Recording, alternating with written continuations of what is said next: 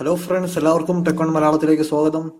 നമ്മൾ ഇന്നത്തെ video review ചെയ്യാൻ പോകുന്നത് റിയൽമി 2 ആണ്. ഇതിന്റെ ഒരു അൺബോക്സിംഗ് വീഡിയോ ഞാൻ കുറച്ച് നാൾ മുമ്പ് ഇട്ടായിരുന്നു.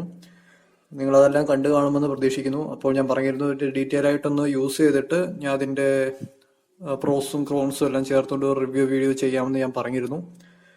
അപ്പോൾ എനിക്കിതിൽ ഇഷ്ടപ്പെട്ട കാര്യവും ഇഷ്ടപ്പെടാത്ത കാര്യമായിട്ടുള്ള കുറച്ച് കാര്യങ്ങളുണ്ട്. അതെല്ലാം ഞാൻ ഇന്നത്തെ ഈ വീഡിയോയിൽ ഞാൻ എക്സ്പ്ലെയിൻ ചെയ്യുന്നതായിരിക്കും. അപ്പോൾ നമുക്ക് ഇതിന്റെ ഡിസൈനെ പറ്റി ആദ്യം പറയുകയാണെങ്കിൽ ഒരു ഡയമണ്ട് പാറ്റേൺ ഡിസൈൻ ആണ് വരുന്നത്. ഒരു എന്താ പറയാ, പോളികാർബണേറ്റ് ബോഡിയാണ്. ഒരു മെറ്റൽ ബോഡിയോ അല്ലെങ്കിൽ വേറെ ഒരു പ്ലാസ്റ്റിക് ബോഡിയോ ഒന്നും അല്ല, പോളികാർബണേറ്റ് ബോഡിയാണ് ഇതിന്റെ ബാക്കിൽ കൊടുത്തിരിക്കുന്നത്. ഇത് കാണാൻ ഒരു പ്രീമിയം ലുക്കൊക്കെ തന്നെയാണ്.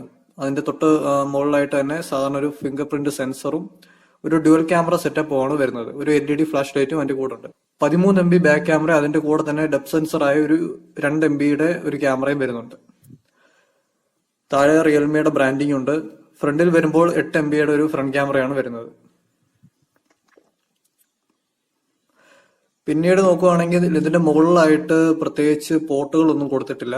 ഒരു ഓഡിയോ ജാക്ക് പോർട്ട്, 3.5 mm ഒരു ഓഡിയോ ജാക്ക് പോർട്ട് ഇതിന്റെ താഴെയായിട്ടാണ് കൊടുത്തിരിക്കുന്നത്. പിന്നീട് ഒരു മൈക്കും ഒരു USB കേബിള് കണക്ട് ചെയ്യാനുള്ള ഒരു പോർട്ടും പിന്നെ എന്താ സ്പീക്കർ മാത്രമേ ഇവിടെ കൊടുത്തിട്ടുള്ളൂ. മറ്റൊരു നല്ല കാര്യമായിട്ട് എനിക്ക് തോന്നിയത് ഇതൊരു ഹൈബ്രിഡ് സിം സ്ലോട്ട് അല്ല. അതായത് നമുക്ക് ഒരു സമയത്ത് ഒരു മെമ്മറി കാർഡും 2 സിമ്മും ഉപയോഗിക്കാം. ചില ഫോണുകളിലൊക്കെ ഹൈബ്രിഡ് സിം ആണ്. അപ്പോൾ നമുക്ക് അവിടെ ഒരു സിമ്മും ഒരു മെമ്മറി കാർഡ് മാത്രമേ ഉപയോഗിക്കാൻ സാധിക്കുള്ളൂ. ഇവിടെ നമുക്ക് 2 സിമ്മും അതിന്റെ ഒപ്പം തന്നെ ഒരു മെമ്മറി കാർഡ് ഉപയോഗിക്കാം. എന്റെ കയ്യിലിരിക്കുന്നത് 3GB Ram 32GB internal memory ഉള്ള ഒരു മോഡലാണ്. അപ്പോൾ ഇതിന്റെ റൈറ്റ് സൈഡിലായിട്ട് നമുക്ക് പവർ ഓൺ ഓഫ് ബട്ടണും ലെഫ്റ്റ് സൈഡിലായിട്ട് വോളിയം റോക്കേഴ്സും കാണാം. നമുക്ക് ഒരു ഫോണിന്റെ പെർഫോമൻസും മറ്റു കാര്യങ്ങളൊക്കെ നോക്കാം.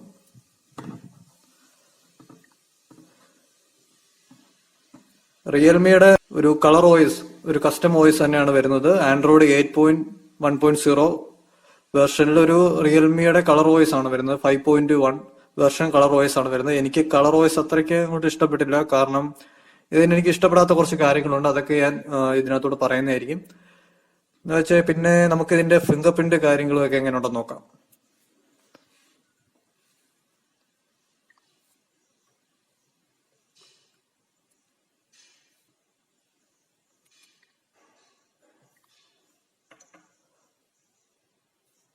ഫിംഗർ പ്രിന്റ് ഒക്കെ അത്യാവശ്യം ഫാസ്റ്റ് തന്നെയാണ്. വലിയ പ്രശ്നമുള്ളതായിട്ടൊന്നും എനിക്ക് തോന്നിയില്ല. ലാഗ് ഒന്നുമില്ല. കറക്റ്റ് സമയത്ത് തന്നെ നമ്മൾ കൈ വെക്കുമ്പോൾ തന്നെ അൺലോക്ക് ആവുന്നുണ്ട്. പിന്നെ ഫേസ് ഐഡിയും വളരെ ആക്യുറേറ്റ് ആണ്.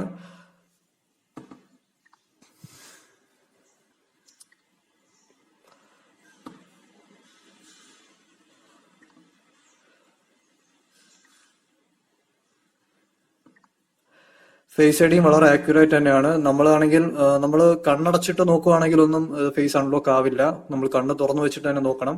ഒരു കണ്ണടച്ചുകൊണ്ട് നോക്കുവാണെങ്കിലും ഫേസ് അൺലോക്ക് ആവും. അതാണ് മറ്റൊരു ഫീച്ചേഴ്സ് എന്ന് പറയുന്നത്. നമുക്ക് ഇതിന്റെ സെറ്റിംഗ്സും കാര്യങ്ങളൊക്കെ നോക്കാം.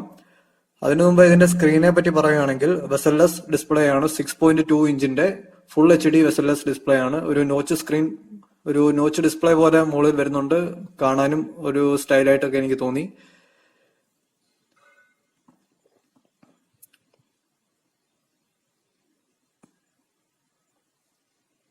നമുക്ക് ഓരോ ആപ്ലിക്കേഷന് ലോക്ക് ഇടാൻ സാധിക്കും. ലോക്ക് ഇടുന്നത് ഒന്നെങ്കിൽ ഫിംഗർ പ്രിന്റ് അല്ലെങ്കിൽ എന്താ പറയാ, നമ്മുടെ ഫേസ് ID വെച്ചിട്ട് നമുക്ക് അൺലോക്ക് ചെയ്യാൻ പറ്റും. ഇപ്പോൾ സെറ്റിംഗ്സ് ആയാലും വാട്സപ്പ് ആയാലും ഫേസ്ബുക്ക് ആയാലും നമുക്ക് ആപ്ലിക്കേഷന് ലോക്ക് ഇടാം. ഒപ്പം തന്നെ ആ ആപ്ലിക്കേഷൻ അൺലോക്ക് ചെയ്യണമെങ്കിൽ നമുക്ക് നമ്മുടെ ഫിംഗർ പ്രിന്റോ അല്ലെങ്കിൽ നമ്മുടെ ഫേസ് ID വെച്ച് അൺലോക്ക് ചെയ്യാൻ സാധിക്കും. അതും വളരെ നല്ലൊരു ഫീച്ചർ ആയിട്ടാണ് എനിക്ക് തോന്നിയത്. പിന്നെ റിയൽമിയുടെ കുറച്ച് കാര്യങ്ങളൊക്കെ ഇവിടെ കൊടുത്തിട്ടുണ്ട്. അവരുടെ സെക്യൂരിറ്റി, സ്മാർട്ട് ആൻഡ് കൺവീനിയന്റ്, പിന്നെ ഡ്രൈവിംഗ് മോഡ്, അങ്ങനെ കുറെ ഓപ്ഷൻസ് ഒക്കെ ഇതിൽ ഉൾപ്പെടുത്തിയിട്ടുണ്ട്. പിന്നെ ഡ്യുവൽ ആപ്സ് സെറ്റപ്പ് ചെയ്യാനുള്ള ഓപ്ഷൻ ഉണ്ട്, അതായത് ക്ലോൺ ആപ്സ് എന്ന് പറയുന്നത്. പിന്നെ നിങ്ങൾക്ക് ഇത് ഗസ്റ്റർ മോഡിലേക്ക്, അതായത് താഴെ ബട്ടൺസ് ഒന്നും ഇല്ലാത്ത മോഡിലേക്ക് മാറ്റണമെങ്കിൽ അതിനും ഇവിടെ ഒരു ഓപ്ഷൻ ഉണ്ട്. അത് നാവിഗേഷൻ കീ എന്ന് പറയും. ഇവിടെ നിങ്ങൾക്ക് വിർച്വൽ കീ നാവിഗേഷൻ ഒരു ഓപ്ഷൻ ഉണ്ട്. അത് കൊടുത്തിട്ട് ഇവിടെ ഹൈഡ് ചെയ്യാനും ഹൈഡ് ചെയ്യാതിരിക്കാനും ഒരു ഓപ്ഷൻ ഉണ്ട്. അപ്പോൾ നിങ്ങൾക്ക് താഴെ 3 ബട്ടൺ വന്നിരിക്കുന്നത് കാണാം. ഇനി നിങ്ങൾക്ക് ഹോം സ്ക്രീനിൽ പോയി കഴിയുമ്പോഴും ആ 3 ബട്ടൺ അവിടെ കാണും. നിങ്ങൾ ഇവിടെ ഒരു ആരോ മാർക്ക് കാണാൻ സാധിക്കും. അത് ക്ലിക്ക് ചെയ്ത് കഴിഞ്ഞാൽ ആ 3 ബട്ടൺ ഹൈഡ് ആവും. വീണ്ടും നിങ്ങൾ മുകളിലേക്ക് ഒന്ന് സ്വൈപ്പ് ചെയ്യുമ്പോൾ ആ ബട്ടൺസ് എല്ലാം വരും. നിങ്ങൾക്ക് അങ്ങനെ വേണമെങ്കിൽ യൂസ് ചെയ്യാം. അല്ലെങ്കിൽ സ്വൈപ്പ് അപ്പ് ഗസ്റ്റർ നാവിഗേഷൻ കൊടുത്തു കഴിഞ്ഞാൽ നിങ്ങൾക്ക് ഈ താഴെ 3 ബട്ടൺസ് ഉള്ളതായിട്ട് നിങ്ങൾക്ക് സൂക്ഷിച്ച് നോക്കിയാലേ അറിയാൻ സാധിക്കൂ. ഒരു 3 വര മാത്രമേ ഇവിടെ കാണാൻ സാധിക്കൂ. നിങ്ങൾക്ക് മുകളിലേക്ക് സ്വൈപ്പ് ചെയ്യാനും അല്ലെങ്കിൽ എന്താ ബാക്ക് പോകാനും റീസെന്റ് ആപ്സ് എടുക്കാനും ഒക്കെ ഈ താഴെ നിന്ന് മുകളിലേക്ക് സ്വൈപ്പ് ചെയ്യാൻ മാത്രം മതി. ഇപ്പൊ ഹോമിൽ പോകണമെങ്കിൽ നടുക്കുന്ന മുകളിലേക്ക് ഒന്ന് സ്വൈപ്പ് ചെയ്യുക. അങ്ങനെ നിങ്ങൾക്ക് ഫുൾ സ്ക്രീനിന്റെ ഫുൾ എക്സ്പീരിയൻസ് കിട്ടാൻ സാധിക്കും ഇങ്ങനത്തെ ഒരു ഓപ്ഷൻ ഉണ്ടായതുകൊണ്ട്.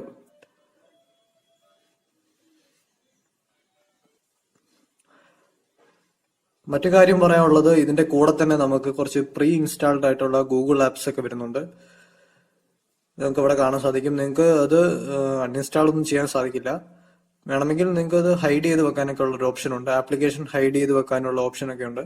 ആപ്ലിക്കേഷൻ അങ്ങനെ ഹൈഡ് ചെയ്യുമ്പോൾ നിങ്ങൾക്ക് നിങ്ങൾ കൊടുക്കുന്ന കോഡ് ഏതാണോ ആ കോഡ് അനുസരിച്ച് നിങ്ങളുടെ ഈ ഡയൽ പാഡിൽ ഡയൽ ചെയ്യുമ്പോൾ ആപ്ലിക്കേഷൻ വീണ്ടും അൺഹൈഡ് ആവുന്ന ഒരു ഓപ്ഷനും ഉണ്ട്. അതിന് നമ്മൾ സെപ്പറേറ്റ് പ്രത്യേകിച്ച് ആപ്ലിക്കേഷൻ ഒന്നും ഡൗൺലോഡ് ചെയ്യേണ്ട. പിന്നെ എനിക്കിതിൽ മെയിനായിട്ട് ഇഷ്ടപ്പെട്ട കാര്യം ഇതിന്റെ ബാറ്ററിയാണ്. ബാറ്ററി ബാക്കപ്പും ഇതിന്റെ ഡിസൈനും പിന്നെ കുറച്ച് അത്യാവശ്യം നല്ല സ്പീഡുണ്ട്. സ്നാപ്ഡ്രാഗൺ 450 SoC ഒക്ടോ കോർ പ്രൊസസ്സറാണ് യൂസ് ചെയ്തിരിക്കുന്നത്. അത് അത്രയ്ക്ക് പുതിയ പ്രൊസസ്സർ ഒന്നും അല്ലെങ്കിലും അത്യാവശ്യം നമുക്ക് ഡെയിലി യൂസേജിനൊക്കെ ഇത് വളരെ നല്ലൊരു പ്രൊസസ്സർ തന്നെയാണ്. കാരണം എന്താ വെച്ചാൽ PUBG കളിക്കുമ്പോഴോ അല്ലെങ്കിൽ മറ്റുള്ള ഗെയിംസ് കളിക്കുമ്പോഴോ നമുക്ക് വലിയ പ്രശ്നമൊന്നും തോന്നുന്നില്ല.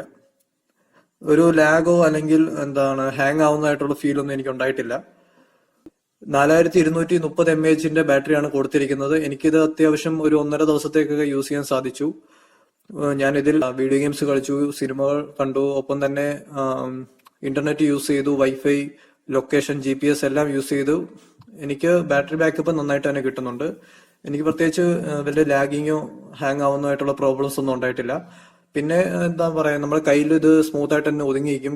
ഇത് ബാക്ക് പാനല് ഒരു നമുക്ക് കയ്യിൽ നിന്ന് തെന്നി പോകുന്ന രീതിയിലൊന്നും അല്ല ഇത് ഡിസൈൻ ചെയ്തിരിക്കുന്നത്. അതുകൊണ്ട് നമ്മുടെ കയ്യിൽ നിന്ന് ഇതൊരിക്കലും താഴെ പോകുമെന്നുള്ള ഒരു പേടിയൊന്നും വേണ്ട. ചില റെഡ്മി ഫോൺസിനൊക്കെ ആണെങ്കിൽ അങ്ങനെ ഒരു കുഴപ്പമുണ്ട്. റെഡ്മി 5 അല്ലെങ്കിൽ നോട്ട് 5 നമ്മുടെ കയ്യിൽ ഹോൾഡ് ചെയ്യുമ്പോൾ ഇത് നമ്മുടെ കയ്യിൽ നിന്ന് നമ്മൾ മുറുക്കി പിടിച്ചില്ലെങ്കിൽ താഴേക്ക് പോകാനുള്ള ചാൻസ് ഉണ്ട്. ഇനി നമുക്ക് ഇതിന്റെ ക്യാമറ ഫീച്ചേഴ്സ് ഒക്കെ എങ്ങനെയുണ്ടെന്ന് നോക്കാം.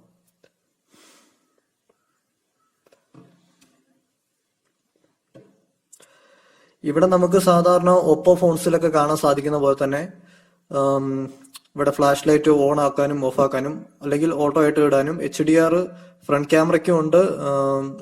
ബാക്ക് ക്യാമറയ്ക്കും HDR വരുന്നുണ്ട്. പിന്നെ ഇവിടെ ടൈമർ സെറ്റ് ചെയ്യാനുള്ള ഒരു ഓപ്ഷനും കാണാം. പിന്നെ നിങ്ങൾക്ക് ഇവിടെ നിങ്ങളുടെ ക്യാമറ ഓപ്പൺ ആക്കുമ്പോൾ ഫുൾ സ്ക്രീൻ വേണമെങ്കിൽ അങ്ങനെയും സെറ്റ് ചെയ്യാം. അല്ലെങ്കിൽ നിങ്ങളുടെ ഇഷ്ടത്തിനനുസരിച്ച് സ്ക്വയർ മോഡിലോ അല്ലെങ്കിൽ സ്റ്റാൻഡേർഡ് മോഡിലോ ഇവിടെ സെറ്റ് ചെയ്യാനുള്ള ഒരു ഓപ്ഷൻ ഉണ്ട്. ഞാനിപ്പോ ഇത് സ്റ്റാൻഡേർഡ് ആണ് ഇട്ടേക്കുന്നത്. പിന്നെ നമുക്ക് സൂമിങ് അഡ്ജസ്റ്റ് ചെയ്യാനുള്ള ഒരു ഓപ്ഷനും ഇവിടെ കൊടുത്തിട്ടുണ്ട്. നമുക്ക് പിന്നെ പറയാനുള്ളത് AI ബ്യൂട്ടി മോഡാണ്. അത് ഫ്രണ്ട് ക്യാമറയ്ക്ക് മാത്രമേ AI ബ്യൂട്ടി മോഡ് വരുന്നുള്ളൂ. പിന്നീട് നിങ്ങൾക്ക് അല്ലാതെ ബ്യൂട്ടിഫൈ ചെയ്യാനുള്ള ഒരു ഓപ്ഷൻ ഇവിടെ കൊടുത്തിട്ടുണ്ട്. നിങ്ങൾക്ക് അത് നോക്കിക്കഴിഞ്ഞാൽ കാണാൻ സാധിക്കും. ക്യാമറയുടെ മറ്റൊരു പോരായ്മയായിട്ട് എനിക്ക് തോന്നിയത് ഇതിന്റെ ഷട്ടർ സ്പീഡ് കുറച്ച് കുറവാണ്. നമ്മളിപ്പോ ഒരു ഫോട്ടോ എടുത്തിട്ട് ഒരുപാട് നേരം അല്ലെങ്കിൽ ഒരു കുറച്ച് സെക്കൻഡ് നമ്മൾ വെയിറ്റ് ചെയ്യേണ്ടി വരും അടുത്തൊരു ഫോട്ടോ എടുക്കാൻ വേണ്ടി. ഷട്ടർ സ്പീഡ് കുറച്ച് കുറവാണ്. പോർട്രേറ്റ് മോഡും ഇതിന്റെ സാധാരണ മോഡിനേക്കാൾ കുറച്ചും കൂടി ബെറ്റർ ആയിട്ട് നിൽക്കുന്ന പോർട്രേറ്റ് മോഡാണ്. ഞാൻ ഇതിൽ കുറച്ച് ഫോട്ടോസ് ഒക്കെ എടുത്തിട്ടുണ്ട്. അത് അവസാനം ഞാൻ കാണിക്കാം. അപ്പോൾ നിങ്ങൾക്ക് അത് മനസ്സിലാവും. കുറച്ചും കൂടി എനിക്ക് ബെറ്റർ ആയിട്ട് തോന്നിയത് പോർട്രേറ്റ് മോഡാണ്. ഫ്രണ്ട് ക്യാമറയ്ക്കും പോർട്രേറ്റ് മോഡ് വരുന്നുണ്ട്. ഫ്രണ്ടിൽ കൊടുത്തിരിക്കുന്ന 8 MB ഒരു ക്യാമറയാണ്. സെൽഫി ഫ്ലാഷ് ഒന്നുമില്ല.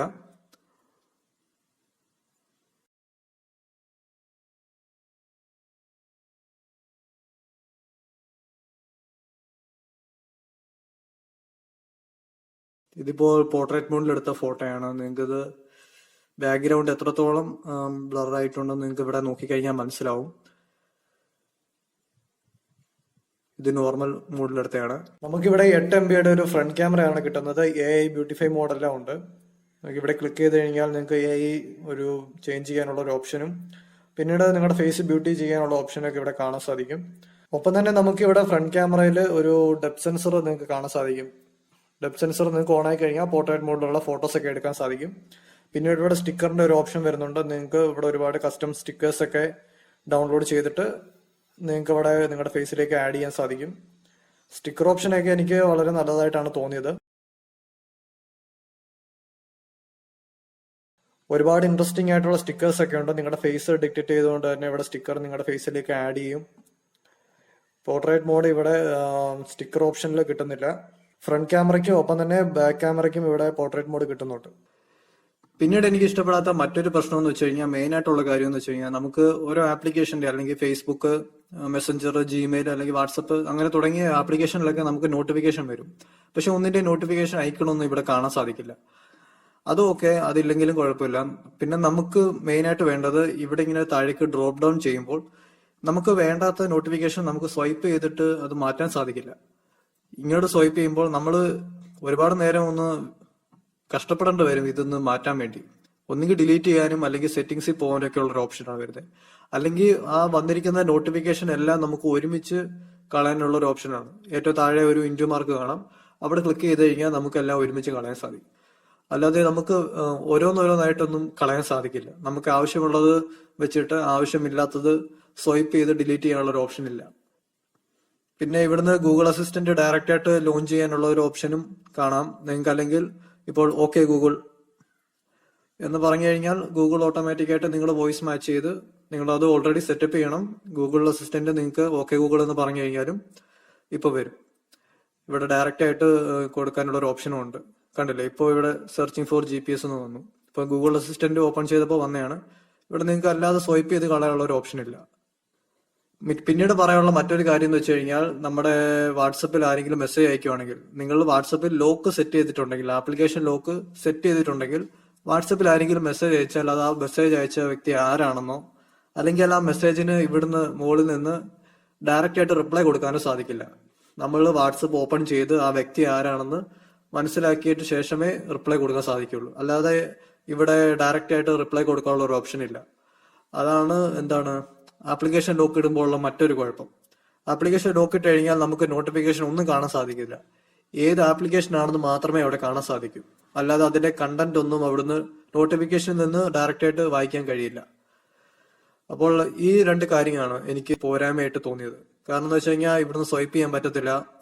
പിന്നീട് ഇതിന്റെ ക്യാമറ, ഫോട്ടോ മോഡ് അത്രയ്ക്ക് നല്ലതല്ല. എങ്കിലും പോർട്രേറ്റ് മോഡ് കുഴപ്പമില്ല, നമുക്ക് യൂസ് ചെയ്യാം. പിന്നീട് നമുക്ക് ഇവിടുന്ന് ഡയറക്റ്റ് ആയിട്ട് റിപ്ലൈ കൊടുക്കാൻ സാധിക്കില്ല, കണ്ടന്റ് റീഡ് ചെയ്യാൻ സാധിക്കില്ല.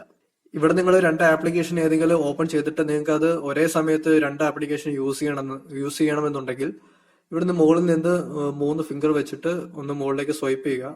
ഏതെങ്കിലും ഒരു ആപ്ലിക്കേഷൻ ഓപ്പൺ ചെയ്തിട്ട് 3 ഫിംഗർ വെച്ചിട്ട് ഒന്ന് മുകളിലേക്ക് സ്വൈപ്പ് ചെയ്യുക. അപ്പോൾ നിങ്ങൾക്ക് അവിടെ രണ്ട് ആപ്ലിക്കേഷൻ ഏതെങ്കിലും ഒരെണ്ണം കൂടി ഓപ്പൺ ചെയ്യാനുള്ള ഒരു ഓപ്ഷൻ വരും. ഒരേ സമയത്ത് എനിക്കിവിടെ രണ്ട് ആപ്ലിക്കേഷൻ യൂസ് ചെയ്യാൻ സാധിക്കും. നമ്മുടെ വെബ്സൈറ്റും എനിക്ക് യൂസ് ചെയ്യാം, അതിൻ്റെ ഒപ്പം തന്നെ എനിക്ക് യൂട്യൂബും യൂസ് ചെയ്യാൻ സാധിക്കും. ഇതാണ് എനിക്ക് മെയിൻ ആയിട്ട് പറയാനുള്ളത്. നിങ്ങളൊരു ഫോൺ എടുക്കാൻ ആഗ്രഹിക്കുന്ന ഒരാളാണെങ്കിൽ ഇത് 9500 രൂപയ്ക്ക് നിങ്ങൾക്ക് നല്ലൊരു ഫോൺ തന്നെയാണ്. നിങ്ങൾ കൂടുതൽ ബാറ്ററി ബാക്കപ്പും അല്ലെങ്കിൽ ഡിസൈനും സ്റ്റൈലും ഒക്കെയാണ് മെയിൻ ആയിട്ട് നോക്കുന്നതെങ്കിൽ നിങ്ങൾക്ക് ഇത് നല്ലൊരു ഫോൺ തന്നെയാണ്. വേറെ പ്രത്യേകിച്ച് ലാഗോ കാര്യങ്ങളോ ഒന്നും തന്നെ ഉണ്ടാവുന്നില്ല, നന്നായിട്ട് തന്നെ യൂസ് ചെയ്യാൻ സാധിക്കും. പിന്നെ ഞാൻ പറഞ്ഞിട്ടുള്ള കുറച്ച് പ്രശ്നങ്ങൾ, നോട്ടിഫിക്കേഷന്റെ കാര്യവും ഫോട്ടോ മോഡിലുള്ള ഒരു ചെറിയ പോരായ്മയും, അത് മാത്രമേ ഉള്ളൂ ഒരു പോരായ്മയായിട്ട് എനിക്ക് തോന്നിയത്. ബാക്കി ബാറ്ററി ബാക്കപ്പ് ഒക്കെ വളരെ നല്ലതാണ്. പിന്നീട് വീഡിയോ സ്റ്റെബിലൈസേഷനൊന്നും നമുക്ക് ഇതിൽ കിട്ടുന്നില്ല. പിന്നെ ഒപ്പോടെ തന്നെ, അതായത് റിയൽമിയുടെ തന്നെ കുറച്ച്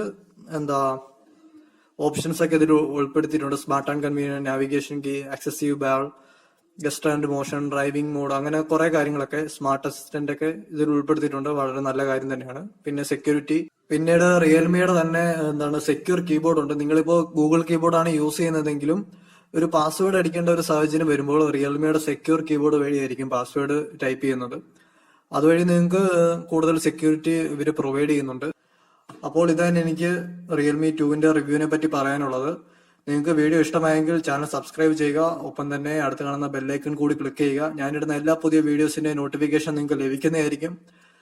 സോ ചാനൽ ഇനി മുടങ്ങാതെ വീഡിയോസ് ഒക്കെ വരുന്നുണ്ട്. നിങ്ങൾക്ക് ഒരുപാട് പ്രയോജനകരമായിട്ടുള്ള വീഡിയോസ് ഒക്കെ വരുന്നുണ്ട്.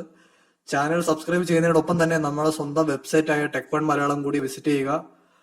അപ്പോൾ മറ്റൊരു വീഡിയോയിൽ നമുക്ക് വീണ്ടും കാണാം. ബൈ.